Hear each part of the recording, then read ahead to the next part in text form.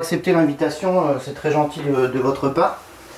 Ouais, Donc en fait, on va juste dire un petit peu, vous avez été double champion olympique, triple champion d'Europe, 4 fois champion du monde, joueur français le plus titré avec tiré au meilleur, et là actuellement à 1447 buts, c'est vraiment un record en équipe de France. Donc c'est vraiment un honneur de vous avoir sur nos ondes. Et je vais vous laisser avec mon consultant handball, qui est Frédéric Kramer. Bonsoir Frédéric. Bonsoir François, bonsoir Jérôme Fernandez. Donc bonsoir. je crois que tu as pas mal de questions pour notre invité. Vas-y Frédéric. Ouais. Vas-y. Donc je voulais encore vous remercier d'être notre invité ce soir sur la web radio Ville Lumière.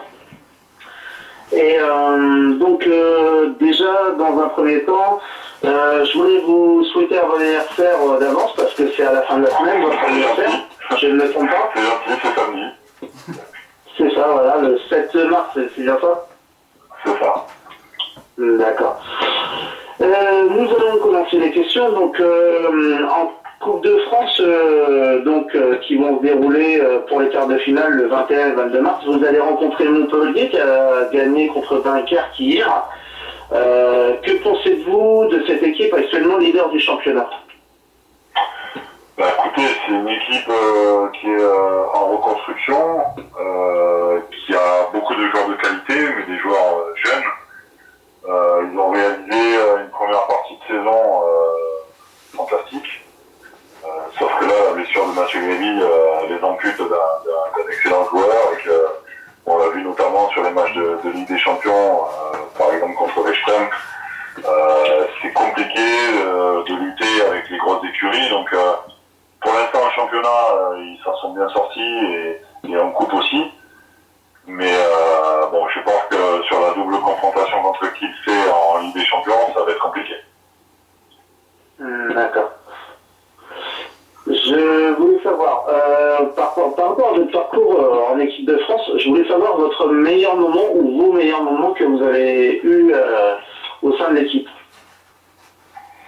Je pense que tous les moments où ça s'est terminé sur une médaille ont été des bons moments, des compétitions réussies, on va dire.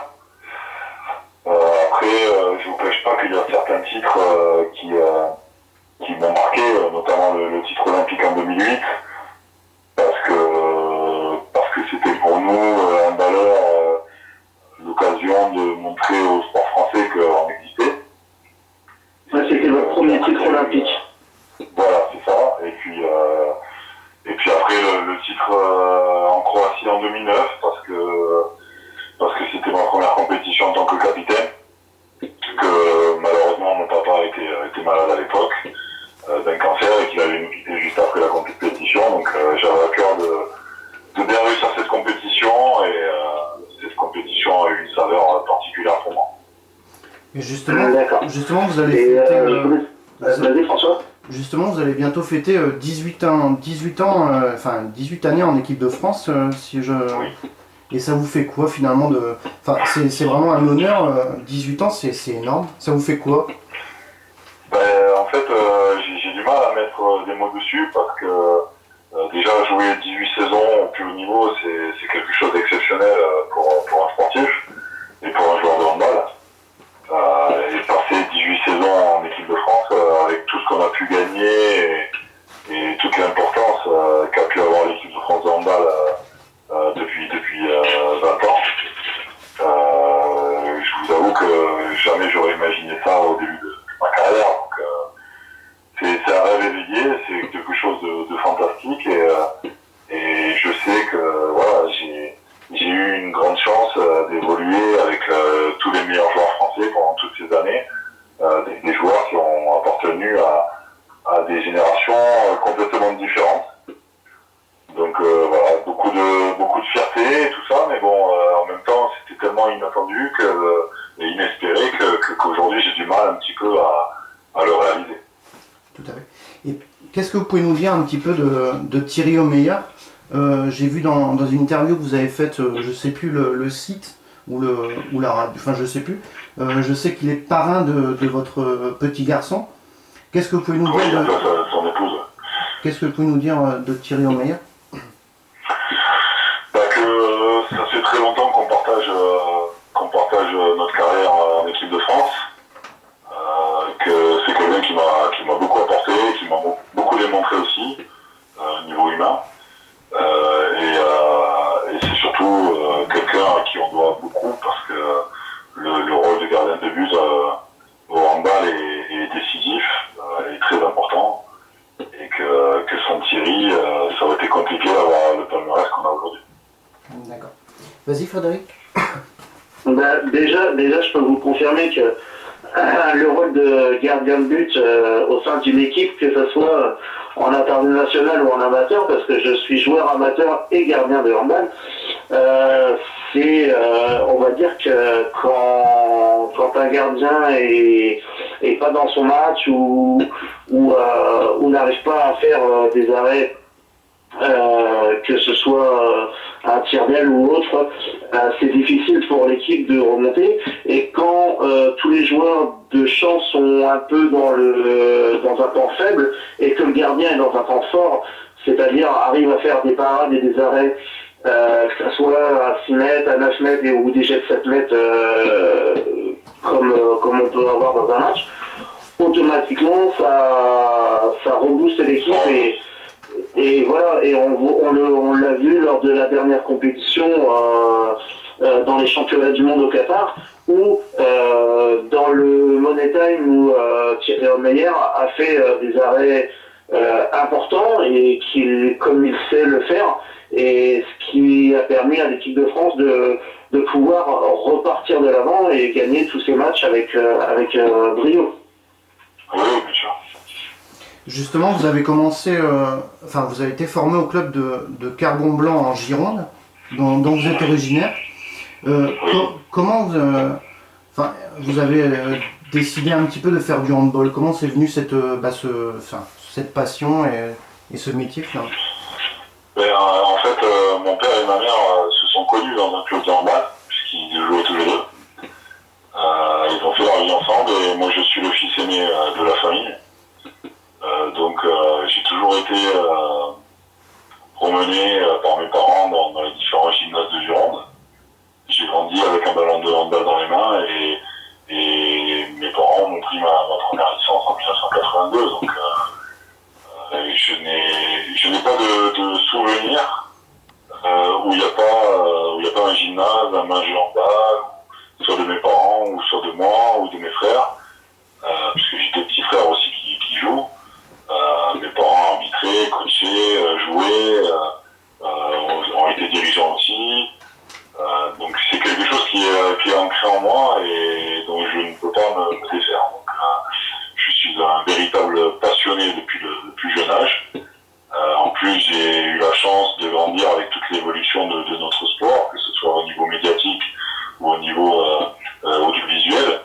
Donc aujourd'hui, il y a possibilité de voir 5-6 matchs dans la semaine à la télé, alors que quand j'ai commencé le handball, même les matchs de l'équipe de France n'étaient pas télévisés, quoi.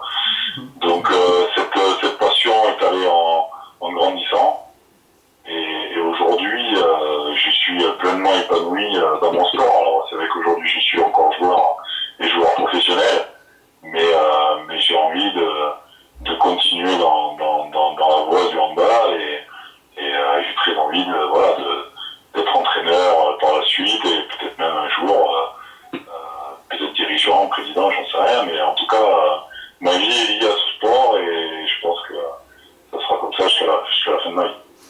Oui, surtout peut-être pourquoi pas au club de Phoenix Toulouse, peut-être staff technique ou même directeur sportif, que j'avais vu sur une interview que vous avez réalisée sur un site, comme le Phoenix Toulouse. Vous êtes très proche de ce club parce que vous êtes originaire il y a de la famille beaucoup là-bas. Qu'est-ce que vous pouvez nous dire de ce club justement, Phoenix Toulouse? C'est un club qui m'a permis de commencer ma carrière professionnelle en 1997, parce que à Bordeaux, dont je suis originaire, j'avais pas beaucoup de temps de jeu. À l'époque, Claude Nesta m'avait donné ma chance et ça m'a permis de rentrer en équipe de France quelques mois après. Donc voilà, c'est le club qui a lancé ma carrière, c'est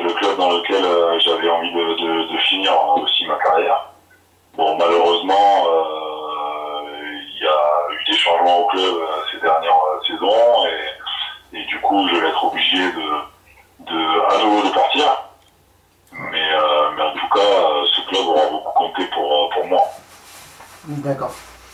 Et c'est vrai que le club actuellement, il est, si je ne me trompe pas, il est 12e au classement. Le PSG est 2e. Là, vous allez rencontrer le PSG le 4 mars. Qu'est-ce que vous pouvez nous dire de ce match qu'est-ce que vous pouvez nous dire? C'est un match très déséquilibré. Nous, en plus, on a la blessure de Valentin Porte qui vient s'ajouter à nos difficultés actuelles. Certes, on sort d'une victoire à Aix en Coupe de France, mais notre situation au championnat est très compliquée. Beaucoup de joueurs ont perdu confiance et ne sont pas à 100% aujourd'hui. Donc, on va dire qu'il y a 99 chances sur 100 pour qu'on perde mercredi, mais on va quand même se battre avec nos armes actuelles et on va essayer de repousser Paris dans ses retranchements, mais ça va être très compliqué effectivement de faire un résultat mercredi contre le PSG. D'accord. Est-ce que vous pensez que le PSG peut rattraper Montpellier et puis être champion de France? La seule chance qu'a Paris pour remonter, c'est de gagner à Montpellier lors de la phase retour, puisque le match aller a été joué à Paris. Aujourd'hui, comme je l'ai dit, l'absence de Mathieu Guéry est très importante dans les rangs de Montpellier. Donc pour moi, le match Montpellier-PSG va être décisif pour le titre. D'accord. Frédéric? Mais Paris a ce qu'il faut pour gagner. D'accord. Donc, comme vous l'avez dit, cette saison, vous jouez pour le maintien.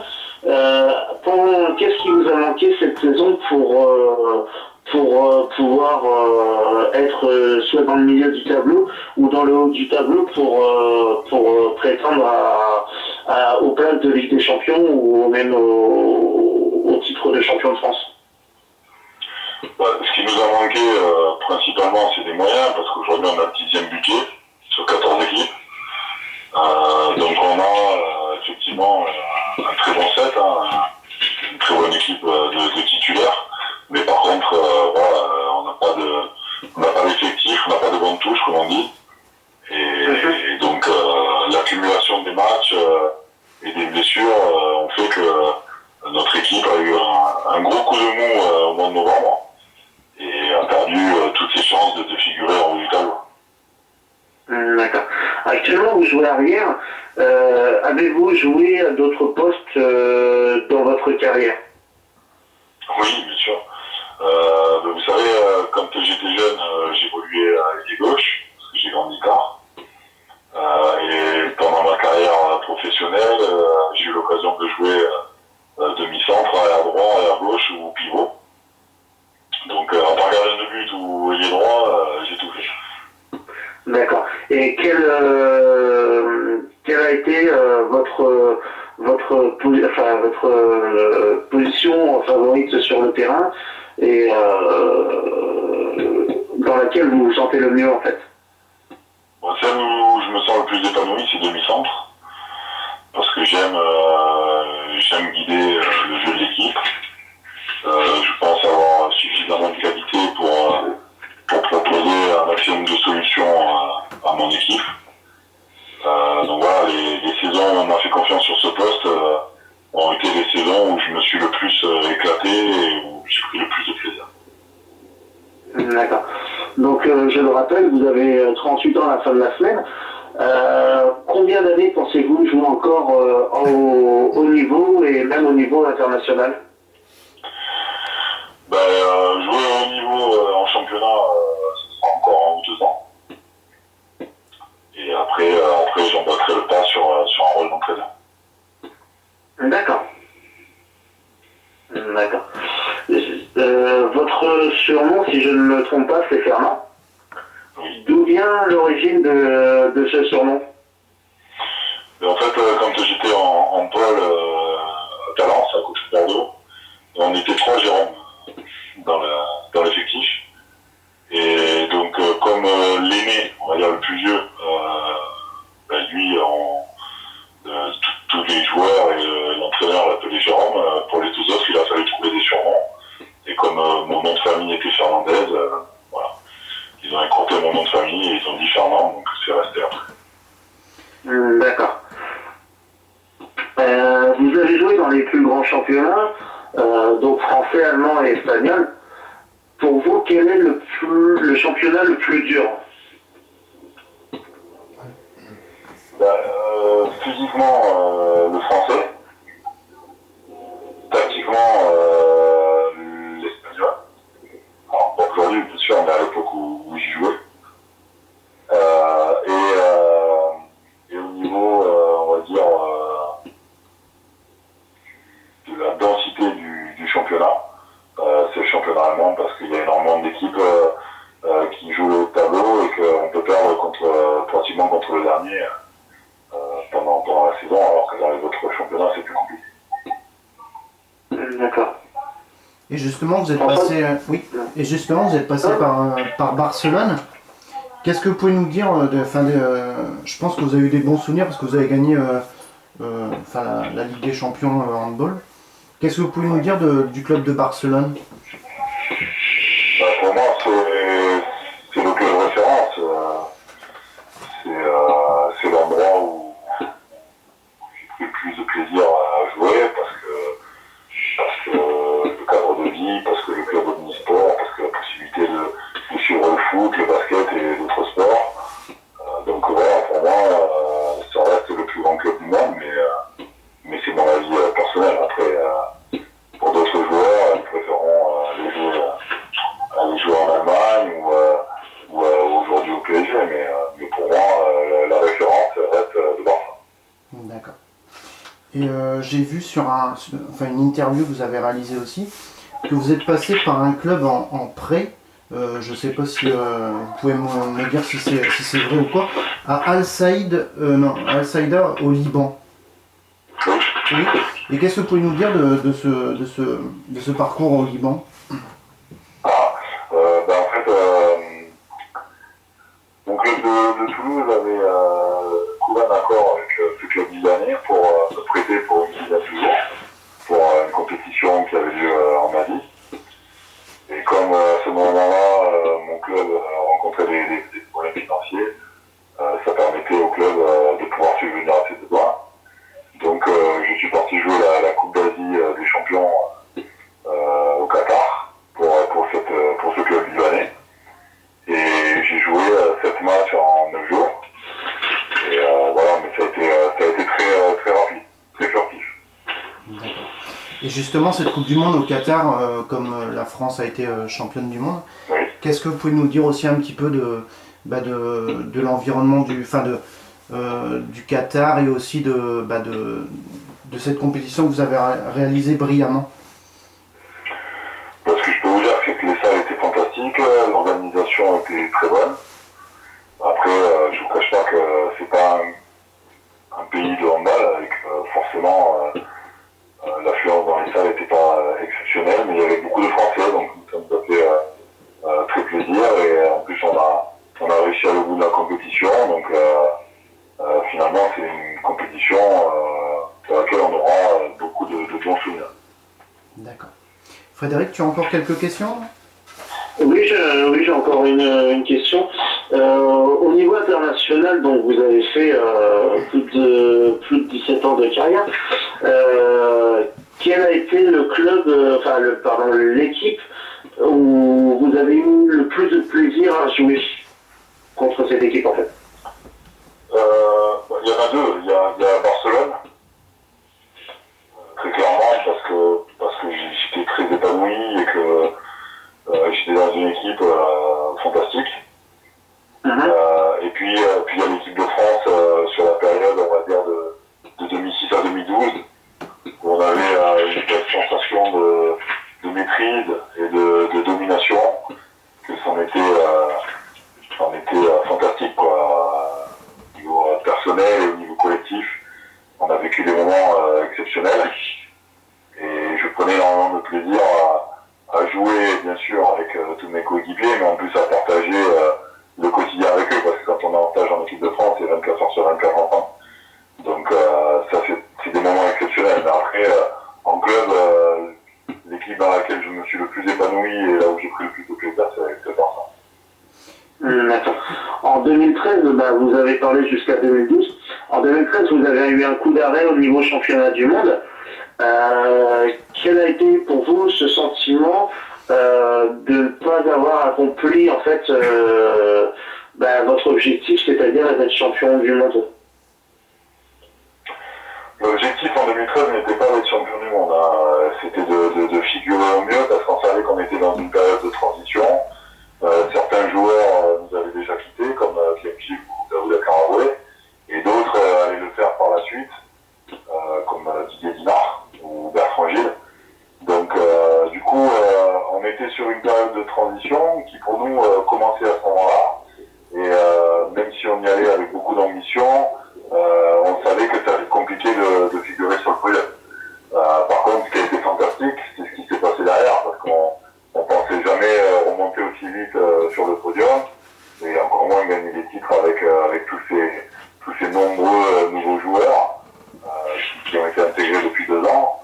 Et c'est vrai que le fait d'être champion d'Europe et champion du monde par la suite en 2014 et en 2015, c'était un petit peu inattendu. Et aujourd'hui, l'équipe de France a retrouvé, on va dire, un équilibre et un niveau de compétence qu'on ne s'attendait pas à retrouver aussi vite. D'accord.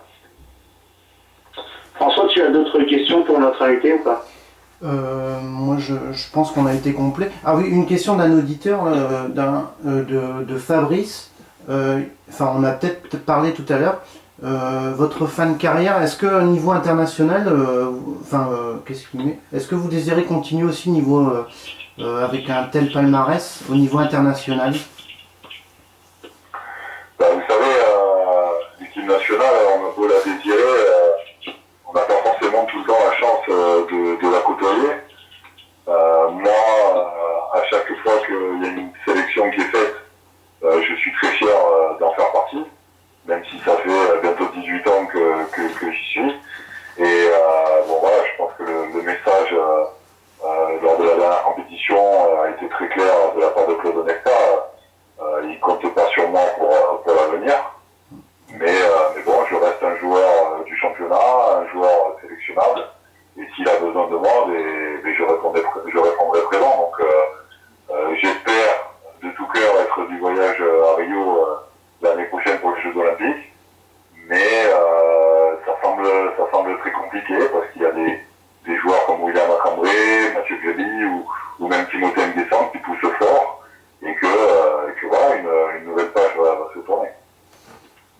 Surtout que vous êtes, vous êtes un des joueurs les plus titrés aussi à tirer au meilleur et vous avez mis quand même plus de 1447 buts.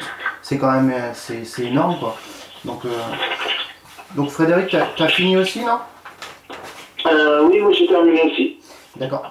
Monsieur Fernandez, merci d'être passé sur la web radio Villumière et on vous souhaite bonne chance. On vous souhaite un bon match face au Paris Saint-Germain. Donc le 4 mars, donc à Toulouse. Donc on vous souhaite de réaliser un bon match avec Toulouse.